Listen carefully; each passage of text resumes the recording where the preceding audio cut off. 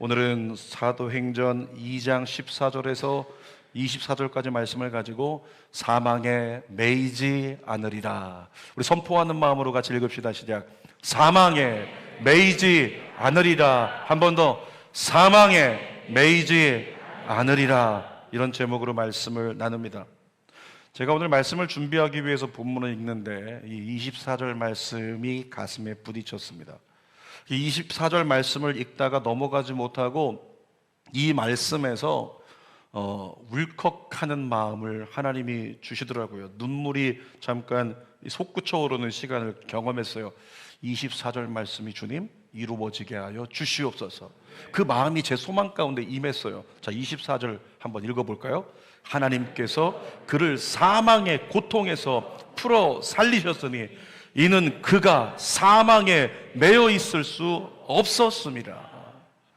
이 말씀을 읽는데, 반복해서 읽는데 몇 년에 걸쳐서 우리를 기도하게 만들었던 동역자들의 이름이 떠올랐어요. 그 이름을 제가 이 24절 말씀 가운데 대입해서 혼자 선포했습니다. 이렇게 선포했습니다. 하나님이 안정환을 사망의 고통에서 풀어 살리셨으니 그가 사망에 매이지 않으리라. 하나님이 정궁화를 사망의 고통에서 풀어 살리셨으니 그가 사망에 매이지 않으리라. 하나님이 임경숙을 사망의 고통에서 풀어 살리셨으니 그가 사망에 매이지 않으리라. 하나님이 최태숙을 사망의 고통에서 풀어 살리셨으니 그가 사망에 매이지 않으리라. 우리가 중보기도했던 하나님이 남윤호 아버님을 사망의 고통에서 풀어 살리셨으니 그가 사망에 매이지 않으리라. 하나님이 조혜선을 사망의 고통에서 풀어 살리셨으니 그가 사망에 매이지 않으리라. 하나님의 놀라운 역사가 말씀대로 이루어질지어다. 그와 같은 거룩한 소망이 제 안에 들어오니까 그것이 떨림이 돼가지고 제가 다음 설교를 이렇게 준비를 해놨는데 그냥 오늘 설교는 이렇게 마칠까 생각을 합니다. 여기부터 돌아가면서 한 사람씩 이름 넣어서 선포하고 설교 끝. 괜찮습니까? 그것도 괜찮을 거. 뭘 아멘이야. 그거 그냥 물어본 거지. 안 돼요 그래야죠. 근데 그래도 충분할 수 있다. 제가 이 말을 왜 드리냐면 집에 돌아가서요, 여러분 24절 한 절 말씀 갖고 여러분의 삶에 선포하세요. 여러분의 가족들에게 선포하십시오. 하나님의 소생이 일어날 때까지. 결론부터 말씀드리면 예수 그리스도가 여러분을 사망의 고통에서 풀어 살리셨기 때문에 여러분은 사망에 매이지 않습니다. 그런데 사탄은 사망으로 예수님과 그의 제자들과 교회를 메어버리려고 했습니다. 묶어버리려고 한 거죠. 우리 세 가지를 함께 나누겠습니다. 첫 번째로 베드로의 매임이 풀어지는 장면을 본문에서 한번 살펴봅니다. 14절 말씀 같이 읽어보겠습니다. 베드로가 11사도와 함께 서서 소리를 높여 이르되 유대인들과 예루살렘에 사는 모든 사람들아, 이 일을 너희로 알게 할 것이니 내 말에 귀를 기울이라. 이 일을 알게 한다. 그 일이 뭔데요? 갑자기 저기서 기도하던 120명의 사람들이 이상한 소리를 내기 시작하는데 그 사람들이 전부 다 방언을 하는데 보니까 각 나라 말로 방언을 하는 거예요. 사람들이 얘기하는 거죠. 술 취한 거 아니야? 그때 베드로가 뛰어나와서 사도들과 함께 서서 선포하며 설교하는 거예요. 베드로의 설교가 오늘 본문이라는 거죠. 내가 설명해 줄게. 이 일은 말이야. 그러면서 베드로가 설교하는 장면입니다. 그런데 성령이 말하게 하심을 따라서 설교하기 시작했는데 엄청난 설교를 한 거예요. 설교가 얼마나 엄청났으면 그 설교 듣고 그 중에서 몇 명이 그 자리에서 세례받고 결신했냐면 3,000명이. 별로 놀라지도 않으시네요. 3,000명이. 주른교회에서도 예배 끝나고 그냥 이 사람 저 사람이 결심하여 결단하여 하나님께 헌신되는 역사가 일어나기를 소망합니다. 근데 베드로가 설교하고 나니까 아마 그랬겠죠. 막 그 자리에 엎드려가지고 회개하면서 저도 세례받겠습니다. 저도 예수의 사람이 되겠습니다. 이런 사람들이 3,000명이었다는 거죠. 사도행전 2장 41절 확인해 봅시다. 그 말을 받은 사람들은 세례를 받음에 이날에 신도의 수가 3,000이나 더하더라. 여러분, 베드로는 원래 설교 전문가가 아니었어요. 베드로는 어떤 전문가였습니까? 뭐 하는 전문가? 고기 잡는 전문가, 어부였단 말이죠. 그러니까 뱃사람이다 보니까, 아십니까? 뱃사람 만나보신 적 있나요? 뱃사람들은요 말보다 행동이 먼저 나가요. 위급한 순간에 말이 필요한 게 아니라 빨리 행동으로 대처해야 되다 보니까 말보다 행동이 먼저인 사람들, 그러니까 당연하게 성격이 다혈질인 거예요. 예수님을 십자가에 못 박기 위해서 대제사장과 군병들이 이렇게 함께 예수를 잡으러 옵니다. 그때 대제사장이 외쳤습니다. 저기 예수가 있다. 그를 붙잡아라. 그랬더니 대제사장의 종이 뛰어나가서 예수를 딱 붙들려고 했어요. 그 순간에 어떻게 됐어요? 베드로가 뛰어나오면서 이러면 안 됩니다. 이분은 예수님이십니다. 이렇게 하는 건 바른 게 아닙니다. 이분은 하나님의 아들이십니다. 설명하지 않았어요. 어떻게 했어요? 말보다 행동이 빨랐다. 그래서 베드로가 순식간에 차고 있던 검을 빼가지고 그 제사장의 종 말고의 귀를 쳐버리잖아요. 그야말로 아는 것이 없는 무식함에 매여 있던 사람 베드로, 그리고 다혈질이라고 하는 그런 성품에 갇혀있던, 매여있던 베드로였다라고 하는 거죠. 여러분, 그런데 오순절 성령 강림 이후에 베드로에게 어떤 역사가 일어났을까요? 무식함의 매임이 풀어져 버렸습니다. 다혈질의 매임이 풀어져 버렸습니다. 주먹이 먼저 나가는 다혈질의 매임이 풀어져 버린 거예요. 그리고 담대하게 유대인들 앞에서 성령 강림 사건을 설교하는 베드로의 모습을 우리가 보게 된다는 거죠. 못 배운 사람인데, 정말 아는 것이 별로 없는 사람인데 너무 논리정연하게 유창하게 설교를 했다는 거예요. 15, 16절 읽어보겠습니다. 시작. 때가 제3신이 너희 생각과 같이 이 사람들이 술 취한 것이 아니라 이는 곧 선지자 요엘을 통하여 말씀하신 것이니. 제자들이 큰 소리로 외치고 있지만, 큰 소리로 외치고 있다고 막 성질 부리는 게 아니에요. 제가 지금 큰 소리로 외치고 있죠? 저 목사님 굉장히 성질이네. 성질 부리는 게 아니에요. 큰 소리로 확신하여 그들에게 논리정연하게 외치고 있는 베드로의 모습을 볼 수가 있었다는 거죠. 여러분, 그런데 베드로가 예수님이 십자가에 못 박혀 돌아가신 직후에 그때 어땠을까요? 베드로는 사망에 꽁꽁 매인 상태가 되었습니다. 예수님을 부인했다는 죄책감 때문에 죄책감에 매여서 아무것도 할 수 없는 사람이었어요. 사역도 포기한 채 좌절감에 매여서 물고기나 잡고 있었던 사람 베드로였습니다. 가장 큰 매임은 뭐였냐면, 예수님이 저렇게 붙잡혀 죽었는데 나도 죽으면 어떻게 하지라고 하는 두려움에 매인 베드로였다라고 하는 거죠. 모든 제자들이 그랬어요. 요한복음 20장 19절 읽어봅시다. 시작. 안식 후 첫날 저녁 때에 제자들이 유대인들을 두려워하여 모인 곳에 문들을 닫았더니, 유대인들을 어떻게 했대요? 두려워해서. 제자들인데도 불구하고 유대인들이 두려워가지고 그들에게 잡혀 죽을까봐 문 닫고 꼭꼭 숨어 있었다는 거예요. 수제자였던 베드로도 그 자리에 있었고 똑같이 두려움에 매여 있었다는 거죠.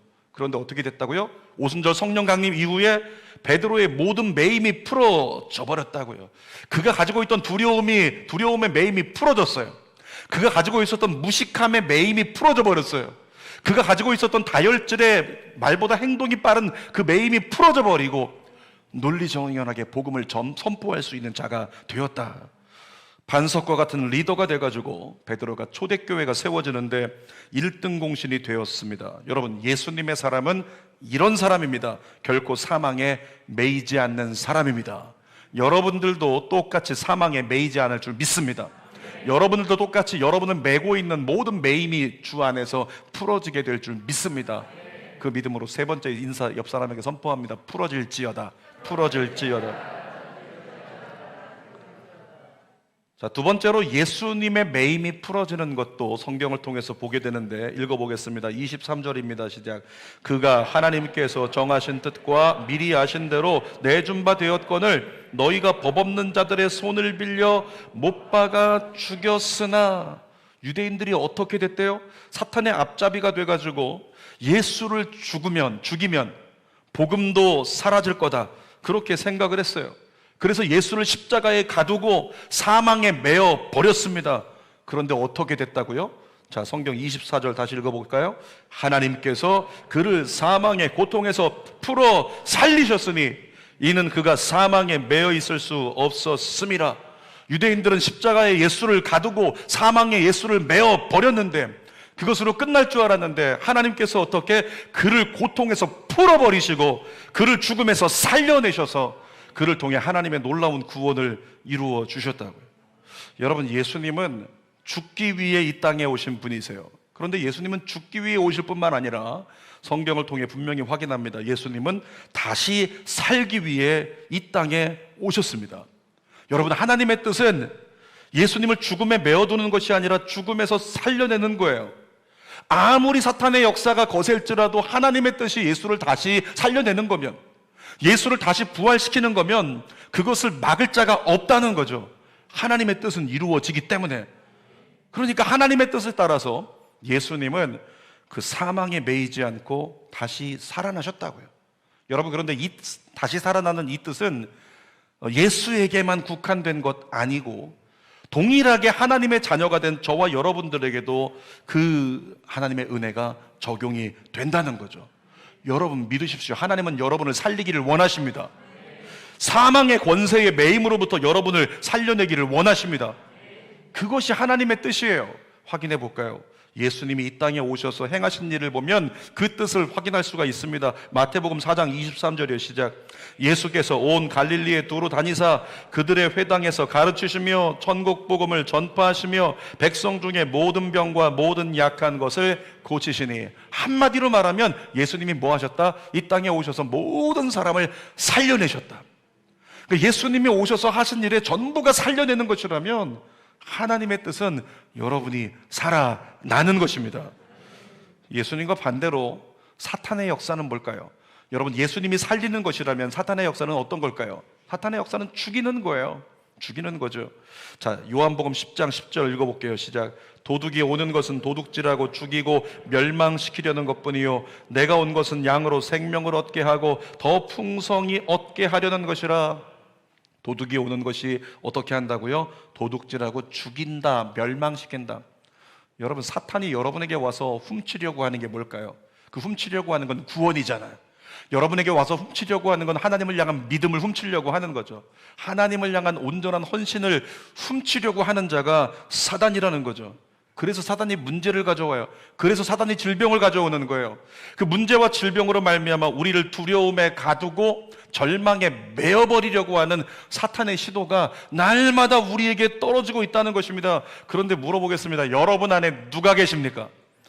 6글자. 여러분 안에 누가 계십니까? 여러분 안에 누가 계시다고요? 예수 그리스도. 다시 한번, 여러분 안에 누가 계시다고요? 예수 그리스도가 계세요. 여러분, 예수 그리스도는 사망의 고통을 이기신 분이세요.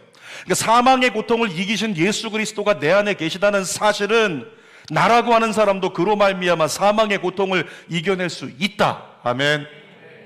그와 같은 논리가 성립이 되는 겁니다.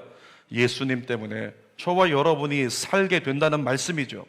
여러분, 예수님 때문에 그 어떤 두려움이 다가와도 사망에 매이지 않는다. 하나님은 우리에게 이렇게 말씀하고 계시는 거예요. 사망은 두려움으로 우리를 묶으려고 합니다. 그런데 우리는 두려워할 필요가 없습니다. 왜냐하면 우리는 사망에 매여 있을 수 있는 존재가 아니기 때문에 그래요. 우리는 사망에 매여 있을 수 없는 존재이기 때문이죠. 따라합시다. 나는 사망에 매일 존재가 아니다. 아멘입니까? 사망에 매일 존재가 아니에요. 다만 죄의 잔재 때문에 우리 안에 죄의 잔재가 있어요. 이 죄의 잔재 때문에 우리가 어떤 마음을 품냐면 의심해요. 우리가 염려하게 된다는 거죠. 의심하고 염려하느라 두려움에 빠져서 흔들려서 우리가 스스로 묶여버리는 것이지 우리는 절대로 사망에 매여 있을 존재가 아니라는 겁니다. 마태복음 14장 30절 읽어보겠습니다. 시작. 바람을 보고 무서워 빠져가는지라. 누구 얘기일까요?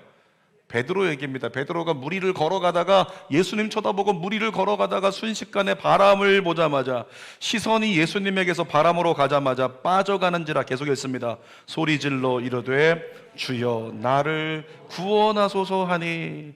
예수님만 바라보고 걸어갈 때는 매이지 않았던 베드로가 어떻게 일렁이는 파도를 보자마자 두려움에 매이고 말았습니다. 일렁이는 파도, 우리에겐 무엇이 될까요? 뉴스의 소식들, 온갖 세상의 소식들, 온갖 사람들의 트렌드라고 여기는 달라지는 것들, 내가 붙잡지 못한 것들, 이것이 다 바람이라는, 그것 쳐다보면 두려움에 매이게 된다는 거예요. 그러니까 베드로는 자신이 바다에 빠질 수밖에 없는 인간이라는 현실적 사고의 한계에 매여 버렸습니다. 묶여버린 거예요. 그런데 여러분, 언제 이 매임이, 언제 이 묶임이 풀어졌을까요? 사도행전 1장 14절 읽어볼게요. 시작. 여자들과 예수의 모친 마리아와 예수의 아우들로 더불어 마음을 같이하여 전혀 기도에 힘쓰니라. 따라합시다. 전혀 기도에 힘쓰니라. 기도에 힘쓰니라. 기도에 힘쓰니라. 전혀 기도에 힘쓰던 순간에 갑자기 사도행전 2장에 와서 오순절날 하늘로부터 급하고 강한 바람 같은 소리가 나면서 하늘로부터 무엇이 임했다고요? 성령이 임했다고 성경이 기록하고 있어요. 성령이 임하시자마자 어떻게 됐다? 모든 묶임이 다 풀어져 버렸다. 세 번째, 교회를 향한 하나님의 선언이 있습니다. 그것은 바로 우리가 나눴던 제목입니다. 교회를 향한 하나님의 선언 뭐라고요? 사망에 매이지 않으리라. 한 번 더, 사망에 매이지 않으리라. 여러분, 예수 믿는 사람은 존재성 자체가 사망의 저주를 이미 이긴 존재입니다. 그러니까 여러분이 예수를 믿었다면 여러분은 이미 사망의 저주를 이긴 사람들이에요. 성경 볼까요? 로마서 8장 2절 시작. 이는 그리스도 예수 안에 있는 생명의 성령의 법이 죄와 사망의 법에서 너를 해방하였음이라. 과거형입니다. 앞으로 이루어야 되는 것이 아니에요. 그러니까 예수 믿는 사람은 정말로 주님 말씀하시기를 존재성 자체가 사망의 저주를 이긴 존재예요. 이미 예수 그리스도로 말미암아 죄와 사망의 법에서 생명의 성령의 법으로 우리는 해방된 존재, 우리는 이긴 존재. 아멘입니까? 성경이 증언하고 있다고요. 자, 베드로전서 2장 9절도 읽어볼게요. 시작. 너희는 택하신 족속이요 왕같은 제사장들이요 거룩한 나라요 그의 소유가 된 백성이니. 하나님이 택하신 족속이라고 우리를 향해 말씀합니다. 여러분, 하나님이 택하신 족속을 감히 누가 가둘 수 있겠어요? 하나님이 택하신 족속을 감히 누가 붙들어낼 수 있겠습니까? 하나님 외에는 없는 거예요. 그러니까 우리는 매일 존재가 아니라는 거죠. 뿐만 아니라 왕같은 제사장들이래요. 왕같은 제사장을 감히 누가 묻겠어요? 감히 누가 매겠습니까? 그 사실을 우리가 믿고 복음을 선포하며 예수 이름 붙잡는다면 날마다 우리 안에 매임이 풀어지는 역사가 임할 거예요. 우리는 그런 존재들이라고. 자, 이미 하나님은 예수님을 보내셔서 사망의 모든 매임을 풀어버리셨습니다. 다시 한번 24절 읽어봅시다. 시작. 하나님께서 그를 사망의 고통에서 풀어 살리셨으니 이는 그가 사망에 매여 있을 수 없었음이라. 사망에 매여 있을 수 없는 예수 그리스도가 너희들도 마찬가지로 사망에 매여 있을 수가 없어. 그 마음을 가지고 공생의 3년 반 동안에 제자들에게 늘 소개한 분이 있어요. 얘들아, 나중에 내가 떠날 거야. 걱정하지 마. 염려하지 마. 내가 떠나게 되면 말이야, 내가 가서 누군가를 보낼 거야. 그의 이름은 누구라고요? 보혜사. 그의 이름은 보혜사라고 가르쳐 주시면서 보혜사 성령이 오실 거라고 그렇게 말씀하셨어요. 그런데 정말로 예언대로 보혜사 성령이 임하셨고, 임하시자마자 모든 매임을 다 풀어주셨다는 거죠. 자, 누가복음 4장 18절, 예수가 증언했던 성령이 임하시면 어떤 역사가 일어나는지, 매인 것이 어떻게 풀어지는지 읽어봅시다. 시작. 주의 성령이 내게 임하셨으니 이는 가난한 자에게 복음을 전하게 하시려고 내게 기름을 부으시고 나를 보내사 포로된 자에게 자유를, 눈먼 자에게 다시 보게 함을 전파하며 눌린 자를 자유롭게 하고. 모든 매임이 풀어지는 역사, 주의 영이 임하시면 너희에게 일어나리라. 이와 같은 말씀이죠. 여러분, 제가 지난 금요 성령 집회 때 우리 말씀 마치고 기도 시간에 앞자리에 나와서 기도하던 분들 계세요. 근데 이 기도하던 분들, 우리 주회종들이 안수로 기도를 하다가 저도 내려가서 안수 기도를 하던 중에 하나님께서 방언의 통역을 주신 분이 계신데, 그 방언의 통역을 뭐라고 주셨냐면 하나님이 이렇게 말씀하셨습니다. 오늘 이전에 너를 기억하지 아니하리라. 지금 이 순간부터 너를 기억하리라. 오늘 이전에 너를 기억하지 않으리라. 지금 이 순간 이후에 너를 기억하리라. 여러분, 무슨 말씀입니까? 인간이 어쩌면 그 기도를 듣는 대상자인 성도가 마음 가운데 이런 마음이 있었을지 몰라요. 내가 이렇게 이제까지 살아온 길이 더럽고, 이제까지 살아온 길이 악하고, 이제까지 살아온 길이 불신이었고 믿음 안에 있지 못했는데 내가 이런 모습으로 하나님 앞에 나갈 수 있을까? 하나님이 나의 기도를 들어주실까? 하나님이 날 인정해 주실까? 이와 같은 의구심으로 주님 앞에 온전히 안기지 못하는 거예요. 주님 앞에 온전히 달려가지 못하는 겁니다. 그런데 하나님께서 뭐라고요? 오늘 이전에 너를 기억하지 않으리라. 이전 것은 지나갔다. 내가 오늘부터 너의 모든 기도에 소리를 듣고 너를 기억할 테니까 지금 이 순간부터 너를 기억하리라. 하나님의 마음이 무엇입니까? 지금부터 다시 시작하자. 따라합시다. 지금부터 다시 시작하겠습니다. 아멘입니까? 정말 아멘인가요? 지금부터 다시 시작할 가치가 있다는 거죠. 하나님이 이전의 것을 기억하지 않고 지금부터 너의 삶 가운데 새 일을 행하겠다고 말씀하고 계시니까, 여러분, 하나님께서 그와 같은 메시지를 통해서 이전의 연약함에 매여 있던 자를, 이전의 연약함에 매여 있었던 매듭을 풀어버리시고 끊어버리신 거죠.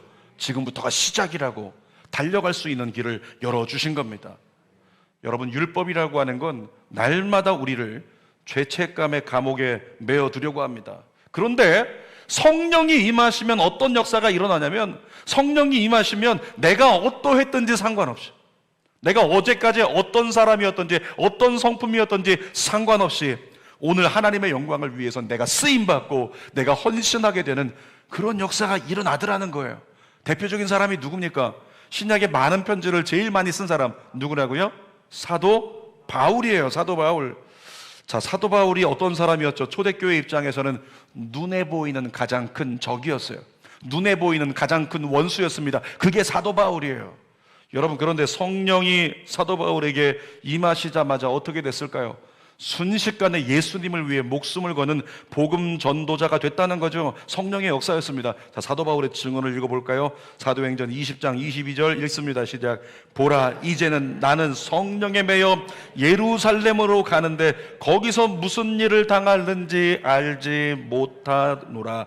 지금 이 구절만 읽어봐도 내가 예루살렘으로 가는데 나 거기서 무슨 일 당할지 몰라. 여러분, 만약에 여러분이 가는 길에 거기 가면 큰일 난다. 누군가 예고해줬습니다. 미리 보여줬습니다. 큰일 난다고, 가지 말라고. 그럼 어떻게 하겠어요? 안 가는 게 당연한 거죠. 근데 사도 바울은 얘기합니다. 성령에 매여서 간다고 얘기해요. 성령에 매여서 내가 가고 있다. 그 다음 절 23절 읽어볼까요?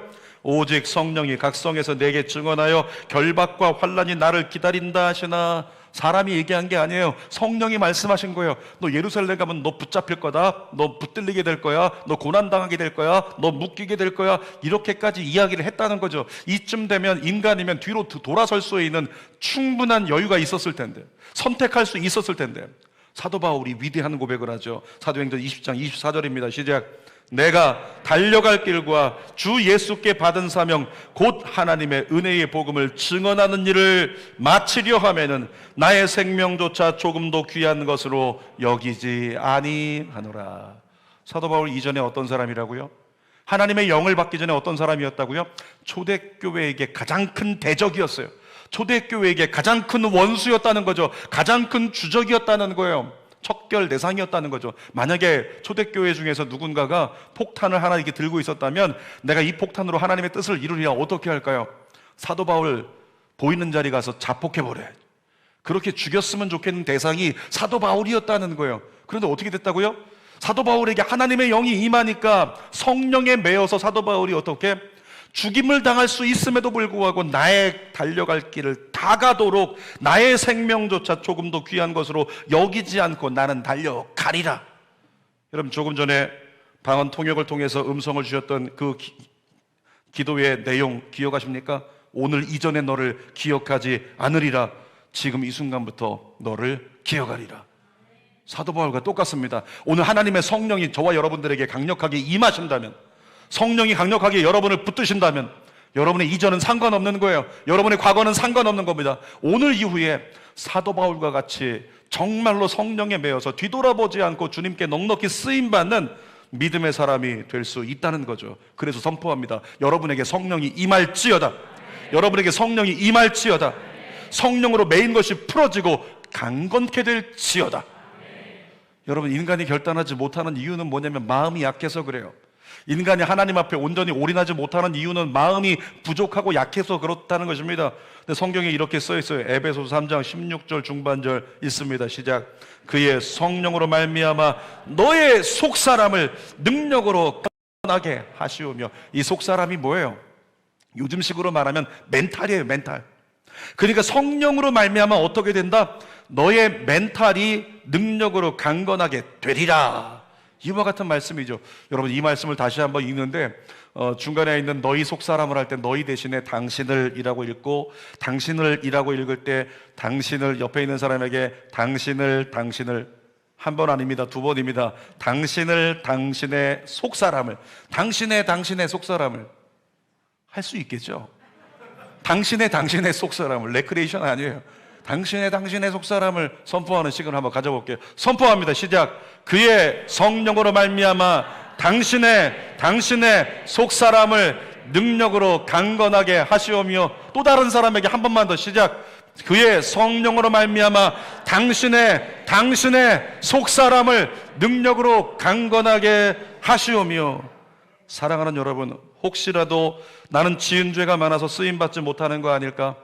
난 부족한 자여서, 난 아직도 술을 끊지 못했기 때문에, 난 아직도 연약한 자이기 때문에, 난 아직까지도 불신이 내 안에 가득하기 때문에 쓰임받지 못할 거라고 생각되시는 분 계십니까? 성령이 임하시면 그 속사람이 강건하게 될 줄 믿습니다. 성령이 임하시면 그 속사람이 나의 달려갈 길 다 가도록 이 복음을 전하는 일을 마치려 하면은 나는 멈추지 않겠다는 그 강건의 변화가 저와 여러분 안에 일어날 수 있다는 거죠. 그래서 성령으로 말미암으면 이 시대 가운데 사도 바울처럼 쓰임받을 수 있는 겁니다. 저는 선포합니다. 주는 교회 모든 성도들이 이 시대에 사도 바울처럼 쓰임받게 될지어다. 여러분이 그렇게 되기를 소망해요. 여러분의 가정에 아내들이, 남편들이, 자녀들이 그렇게 쓰임받기를 주님의 이름으로 축원합니다. 설계 결론입니다. 오늘 제목이 뭐예요? 사망에 매이지 않으리라. 한 번 더, 사망에 매이지 않으리라. 사랑하는 여러분, 예수 그리스도가 여러분을 사망의 고통에서 풀어 살리셨기 때문에 여러분은 사망에 매이지 않습니다. 따라하십시다. 우리 자막 보고 따라하십시다. 자기 이름을 넣겠습니다. 시작. 하나님이 강성현을 사망의 고통에서 풀어 살리셨으니 사망에 매이지 않으리라. 가족 식구들 이름을 한 사람 한 사람 넣어가면서 계속하겠습니다. 시작. 하나님이 박선아를 사망의 고통에서 풀어 살리셨으니 사망에 매이지 않으리라. 하나님이 강해담을 사망의 고통에서 풀어 살리셨으니 사망에 매이지 않으리라. 하나님이 강해주를 사망의 고통에서 풀어 살리셨으니 사망에 매이지 않으리라. 하나님이 김수정을 사망의 고통에서 풀어 살리셨으니 사망에 매이지 않으리라. 하나님이 조혜선을 사망의 고통에서 풀어 살리셨으니 사망에 매이지 않으리라.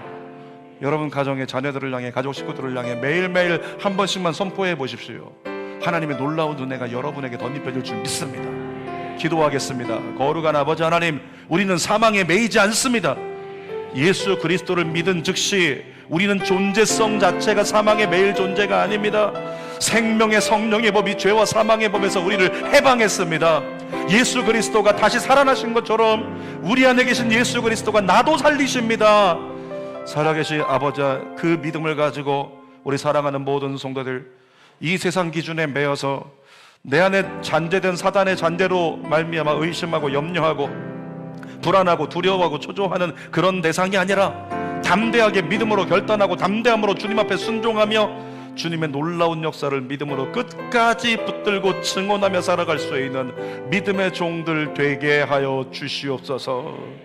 성령님, 우리에게 임하여 주시옵소서.